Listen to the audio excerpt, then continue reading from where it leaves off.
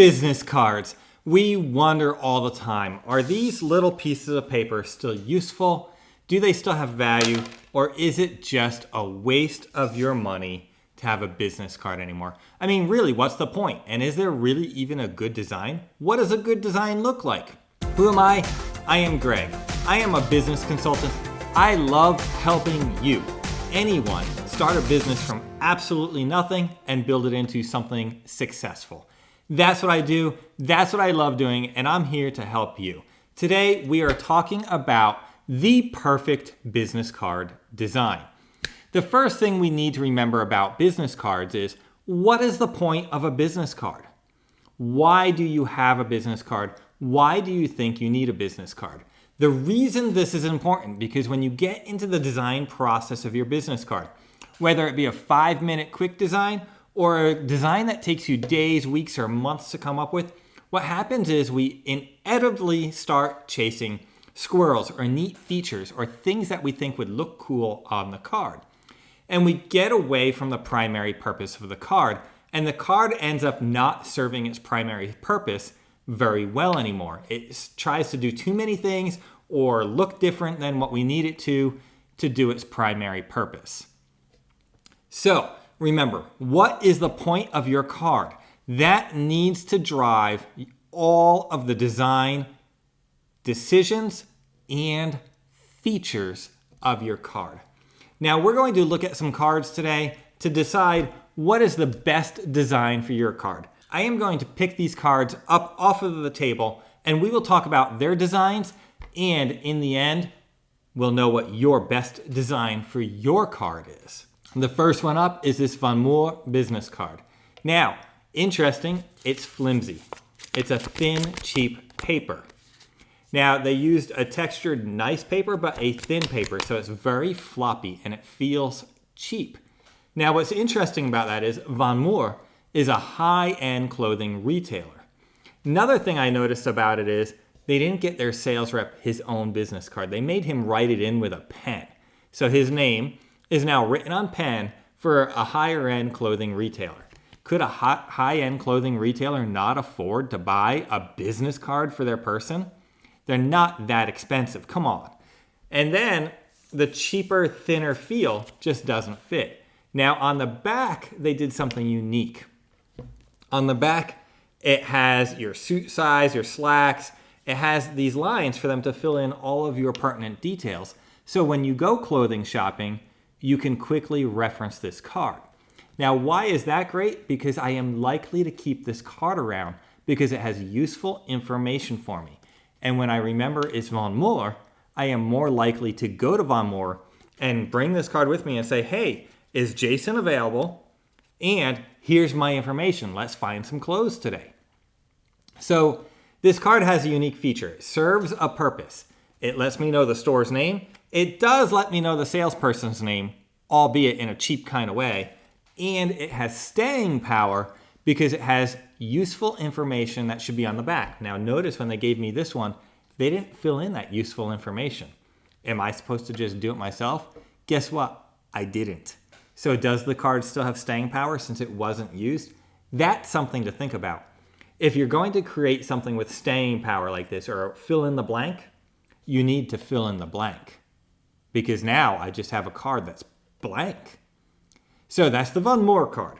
It did well in the fact that it gave me the salesperson's name, it gave me their name very clearly, and they used what was supposed to be a nice textured paper, but too thin and too cheap. Let's go with the next one. All right. Well, the first thing I see on this card is Art Peters. Is that the company name or the person's name? I happen to know that's the person's name. So is he advertising an Art Peters? I don't know. It's actually right below that. It says museum curator and historian. So maybe he's advertising himself. And then it says archaeologist on the California wagon train. There's a lot of information here. Okay, so then he's got some handwritten stuff. Then under that, it says museum phone. Wait a minute. I thought we were advertising Art Peters, who's a museum curator and historian. But now all of a sudden there's a museum phone number? Interesting. So is he advertising the museum? What museum is he advertising? Well, if we flip it over on the back side, we do see Hinton Historical Museum and an address. Okay, and there goes that card. There we go, I got it back.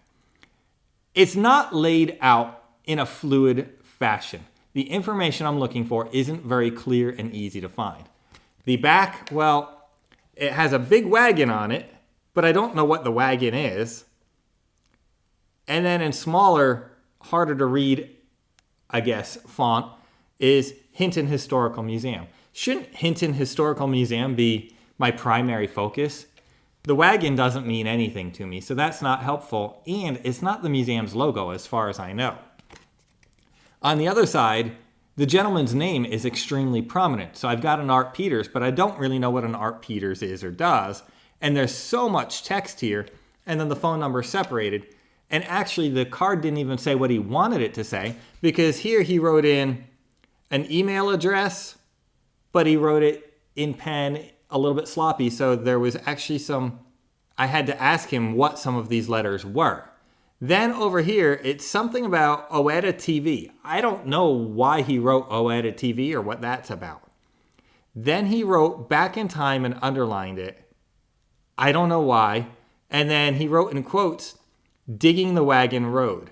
Now I have to do some thinking. What is all of this extra writing on the card for? I think back in time and digging the wagon road refer to some kind of documentary that he was talking about, but I'm not 100% sure. See, we had talked for a little bit, so he wrote in some details, but didn't include all of the details, not enough to remind me of why he wrote that information on there. So overall, this card kind of fails on a lot of fronts. It is thicker, it's a better quality card, but the information is hard to digest. So it doesn't really fit, and it doesn't have all of the information he wanted to convey anyway. It didn't have his email address. It has multiple phone numbers, so I don't know which one to call. The name of the company is actually on the other side, but it's overshadowed by this huge wagon, which makes your focus go to the wagon and not to what the business is. Next up, we've got this card. It says C.R. Coyle Realty Company, Matt Coyle Realtor, a phone number, an email address, and then more information at the bottom, Keller Williams Platinum, Piedmont, and then some logos. So the first thing I see on this card is my eye is really drawn to this, not over to his information. After my eye is drawn to this color, if you will, this graphic, which doesn't really convey any meaning towards what he does, I'm drawn to this big logo at the top. Then I move down to Matt Coyle Realtor. Then the fonts get smaller. There's a phone number. Then even smaller, there's an email address. Again, the flow is a little bit broken to me. My eye should right away be drawn to the purpose of this card, and that's Matt Coyle. Now, I know realtors have some rules about how big certain logos have to be and certain information, which is why there's extraneous details. All right, I get it. That's part of their licensing and rules for being a realtor. But I should quickly find Matt Coyle, his phone number, and his email address. But I don't. My eye travels around, and then I really have to focus in to try and get this information. And then this information at the bottom might just be a requirement, but it's useless to me. The back side of the card, 100% blank. Completely wasted the back side of the card. If anything, the back side of the card might want to carry off this graphic to just finish it off, but it feels cheap and unfinished now because the back doesn't represent the front at all. Now, if he had a white front and a plain white back, that'd be one thing. Now, what the back of his card does allow is he could write some notes on the back of the card. But again, there's no notes on this card when it was given to me. So the back doesn't really convey that. It just conveys it's unfinished. The front doesn't draw me to anything very quickly. We'll talk a little bit about using some of that backspace efficiently in a little bit. So I'm going to set this card off to the side to remind me to come back to that. Next up, we have, whoa, it's trying to jump out of my hands. This one, once again, is a slightly thinner card. So I'm not a fan. It has rounded corners, so it looks a little more polished. It says Mallard Electric LLC and license and a license number with a electric bolt, lightning bolt. A lot of electricians do that. All right, so right away I know the name of the company. Great. How do I get in touch with them? Well, I've got to flip the card over. You've now created a harder technique for me to get to the information, but let's flip it over. On the back side, it says his name, Jacob Campbell. Then in small font, it has a phone number that actually almost is too thin of a font, so the black bleeds into the white lettering. So it has a phone number and it has an email address that's actually quite hard to make out because it's such a thin font on that black background that the black does bleed into the white. So if I pick up the card from this side, I see a Jacob Campbell, but I don't know what a Jacob Campbell is. If I pick up the card from this side, I see a Mallard Electric, but I have no way to reach a Mallard Electric. So this should combine what's on the back with what's on the front. He could put Jacob Campbell and his contact info here. He should use a thicker type font so that he doesn't have this hard to read, bleeded kind of problem happening where it makes it really hard to read. It should be really easy for me to digest the information. The harder you make somebody work for the information, the less likely they are to actually take any kind of action. Meanwhile, the more information you put on something, the less likely they are to take action. You want to be very clear and very concise. Pick an action you want them to take and include that information. A phone number and an email address. Perfect. That's the action. I want you to call me or email me because some people won't call, so you can email. You could write phone/text to let them know they could text you. So this one fails because it's not easy to find the information. To get to all the information, I have to keep flipping the card over. I've got a Jacob Campbell, I've got a Mallard Electric. So overall, it looks nice, and this is a problem we all tend to make. We make something that looks nice but is not functional. You need to focus more on functional and let look nice or aesthetics be secondary. Primary purpose of the card is to convey some kind of information. That needs to be the focal point. Make sure it conveys your information and then make sure it looks good on top of that. All right, next up.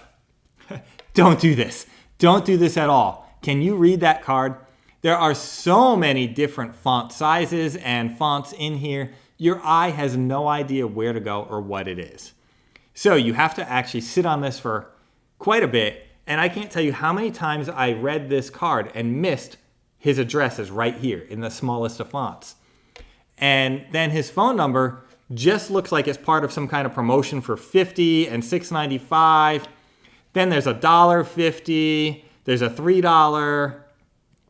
It's just confusing. It doesn't convey anything. There's too much going on and not any clarity in this card at all. Then we go to the back side. It's completely blank.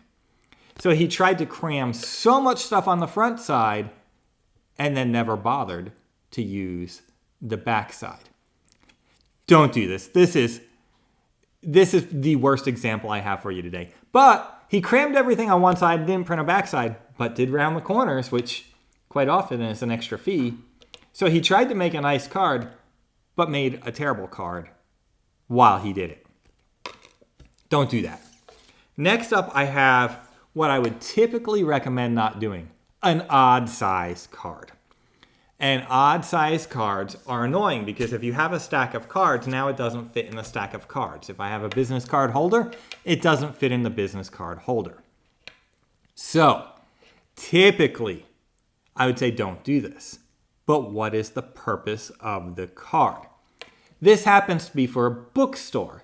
So I'm pretty sure what they were going for is their business card became a bookmark.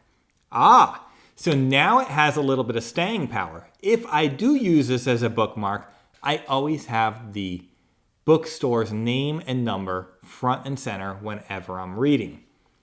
So there's some value to being odd in this one circumstance. Very, very, very, very rarely will I tell you an odd size card is a good way to go. All right, so we've got Night Snook, I get it. But Night's Nook isn't very clear as to what it is if I don't know what a Night's Nook is. So you would want to convey it's a bookstore. Next up, he does have his address. Then he says he's on Facebook, Night's Nook. So now I've got to search for it. That's a camera icon. I think it's supposed to be Instagram, but it's not the Instagram icon. And that one's Nights_Nook. And when you do an underscore, people miss that all the time. That makes it harder. And now we've got 2 social platforms with 2 different answers. One says Nights with an apostrophe S space Nook. The other one is Nights, no apostrophe, _Nook. Then he has an email address, and it's in a smaller font because it didn't fit. So he crammed it in there, making it hard to read. But while I was in the store, something he told me was, hey, if there's any book you want, just send me an email. But he made it so hard to read the email compared to all the other information. His primary source of contact that he told me to use was email address, but made that the hardest. So that's a flaw, but the bookmark's a good idea. Now on the back side, he put QR codes. So the top one says Night's Nook. I guess that's his website. The next one says bookshop.org. Taking me to another business, I guess he gets affiliate money there. I don't know. And then the other one says libro.fm. And then there's a logo down at the bottom that doesn't match anything else. I'm not sure what that is. So the back leaves me a little bit confused. I like the idea of using a QR code because it takes your paper card and converts it to being more than just paper, something electronic and useful as well. But the choice of QR codes that he has doesn't make sense. This first one, I'll just assume it's his website. But these other 2, I don't know why he's directing me to those and what the value is to going to those. Because there's no information about that. We didn't even talk about these other platforms. I don't know why they're there. And now he gave me 3 options, which is just creating indecision. What do I do? Where do I go? What's the point? If I go to bookshelf or bookshop.org and order a book, is that the same as going to him? I don't know. See, so now what was the point in all of these QR codes? So now I talked about this business card that had the completely blank back. I'd say that's a spot to put a QR code so that somebody could scan it for more information, either to go to your website, which isn't my number one option because just going to your website, you just land them there and then what? If anything, create a very specific landing page that encourages them to take action. You could even do a landing page that says, hey, it was great to meet you. I see you've got my business card. Here's my contact information. Okay, that's useful. But even more useful would be maybe give them a V card at that landing page that they could quickly load onto their phone so your contact information. So you could say, hey, click this for my V card to load directly into your phone. Now they don't mistype anything. They have the information in their phone, which is probably their primary place to keep your information. Because cards really don't have staying power, especially one like this. What's the point in me keeping it? There really isn't one. So if I wanted his information, it should be in a V card. And in your V card, you should put some tag type information of like realtor or bookstore. So when I'm looking for bookstore, because I can't remember Night's Nook, I didn't remember that was their name until I picked up their card again. I won't remember his name. I certainly won't remember these people's names. But if you tag that digital information, it will help somebody when they're searching for bookstore or realtor or electrical contractor or electrician, historian, I don't know, or clothing. So make sure you include some useful searchable information in that V card. But definitely the QR code has a place to take your paper and be able to convert it into something that the person may have a more modern use for. So your paper card can become more modern with that. There's another company whose card I don't have here who does roadside service. Their cards are actually very clear. It's their name, the service technician that showed up, and they bought cards for every single service technician, and it has their phone number and email address. On the back side of their card, it says something to the effect of, please leave us a review with a QR code that takes you directly to their Google review. The reason that's helpful is they know, being roadside service, that you're not really going to keep their card around, and they're not looking for that staying power because you're going to call the same 1-800 number like AAA or your insurance company or whoever to get roadside service when you need it, whether you have a flat, a dead battery, whatever the case may be. They know you're probably not going to reach out to them directly. But what they do know is their Google reviews are critical. So on their card, they made it real quick and easy for you to get to their Google reviews. You don't have to search for them. This company's name, where are they on Google? How do I get there? No. When they're done, they hand you a card and say, hey, thank you so much. It was a pleasure serving you. I'm Bob or whoever I am. And by the way, if I was helpful today, I would love it if you would scan that QR code and leave a review for me. That would mean a lot. So they found a way to make their card useful, knowing that people really aren't going to be calling them directly next time, but they could put the card in their glove box in the car and have it forever. But they made a quick response to get a Google review because their Google reviews are what will get them more customers in the future, not necessarily one person coming back. Their business is more dependent on lots of different people all the time. So now that I've said all of that, what is the best solution for your business card? Well, don't do this. I would say the best solution is a little bit of a mashup of these cards. One, you want what you do very clear. Mallard Electric is very clear. They're an electrician of some sort. So I know that much. Mallard doesn't say anything, but Electric does. Now, if he took what's on the back and put it in this space, this card would be great. It'd have all the useful, pertinent information that I need. It'd be Mallard Electric, it'd be Jacob Campbell, it'd be his phone number, and it'd be his email address, as long as he used easy-to-read fonts that were large enough. So that would be great. On the back, it would be wise of him to put a QR code to a landing page that has his contact information, a V card, something pertinent. Now, on that landing page, you don't want to go over the top and include everything that you could possibly think of because that's where you create indecision. Go check out my Facebook, go check out my Twitter, go check out my Instagram. People get lost in doing all of that, they run out of time, and then they move on. Make it very clear. Hey, it was great talking to you. Here's my contact information. I would love to connect. Click here to call me. Click here to load my digital business card into your phone. Whatever the case may be in that. But if you go to like a Linktree with all these options, again, you lose the person. This Von Moore guy, it would have been great if he had a way to quickly maybe schedule an appointment with him or check to see his hours. So I actually did really like this Jason guy. He was a really good sales rep. So when I go to Von Moore, I would like to meet with Jason again. So I would love to see a way to know if he's working today or even easily contact him. But there's no way to contact him, no email address, nothing. So I'd like to show up to work with him next time I go to Von Moore, but I can't. I just got to show up there, ask for Jason, and hope he's there.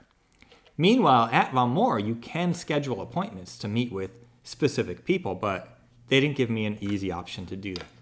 So your perfect business card is one that clearly identifies what you do, clearly identifies who you are, and clearly identifies a next step. Call, email, schedule an appointment. So that is your ultimate design for your business card. Drop down below comments telling me what you learned today and information that's on your business card and what you do.